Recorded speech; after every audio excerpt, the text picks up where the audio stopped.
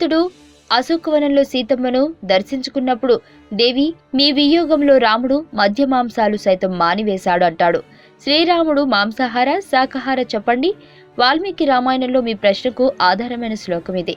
న మాంసం రాఘవో భుక్తే నచాపి మధుసేవతే వన్యం సువిహితం నిత్యం భుక్తమస్నాతి పంచమం. రాముడు మాంసాహారం భుజించటలేదు, మధువును కూడా సేవించడం లేదు. ప్రతిదినం సాయంకాలంలో మాత్రమే వనంలో సువిహితమైన ఫలములాది ఆహారాన్ని తింటున్నాడు అని హనుమ సీతమ్మతో చెప్పాడు.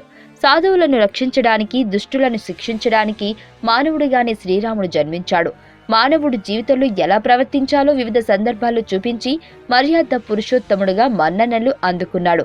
అప్పుడప్పుడు క్షత్రియ యోచిత ఆహారం తిన్నా ఎక్కువ కాలం కందమూలాలే తిని అరణ్యవాసం చేశాడు. దేవతలు, ఋషులు నీవు ఆ భగవంతునివే అన్నా నేను సామాన్య మానవుడిని, దశరథుడి కుమారుడిని అని వినయంగా చెప్పుకున్నాడు. మానవ జీవితమే రామాయణం.